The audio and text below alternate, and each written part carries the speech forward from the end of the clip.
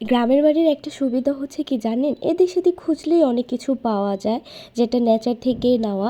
আর যদি বাড়ির উঠোনে বা ঘরের আঙিনায় দুই একটা গাছ লাগিয়ে দেওয়া যায় তাহলে তো আর কোনো কথাই নাই।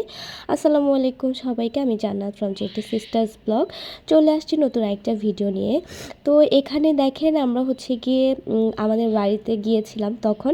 এটা হচ্ছে আমার চাচিদের হচ্ছে বড়ই গাছ, একদম বাড়ির উঠোনের উপরেই। তো এখন তো বড়ই সিজন, তাই জন্য হচ্ছে গিয়ে বড়ই গাছে বড়ই তো হবেই। আর দেখেন এখানে হুট হুট করে মানে হুটহাট ছোট করে একটা গাছ লাগানো হয়েছে, সেই গাছে কি সুন্দর করে ফলন দিচ্ছে। এই গাছটা কিন্তু খুব বড় না, কিন্তু ফলন সে দিচ্ছে।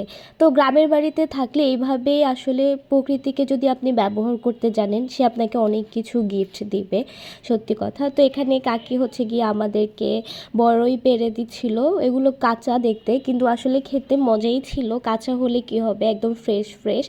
তো আমি এখানে পেড়ে নিচ্ছি, পেড়ে নেওয়ার পরে যে কয়েকটা হচ্ছে পেলাম, তার অর্ধেকই রাজুয়া নিয়ে চলে গেল। তারপরেও কাকি আমাকে পেড়ে দিল। দেখেন একটা ছোট গাছ, ওর মধ্যে কিন্তু অনেক বড়ই ধরেছে। বড়ই ধরার পরে হচ্ছে গিয়ে দেখা যায় ওনারা প্রত্যেক দিনই একটু একটু টুকটুক করে কয়েকটা পেড়ে পেড়ে খাচ্ছে। তার পাশে কিছু কলা গাছ আছে, সেই কলা গাছও কলা ধরে।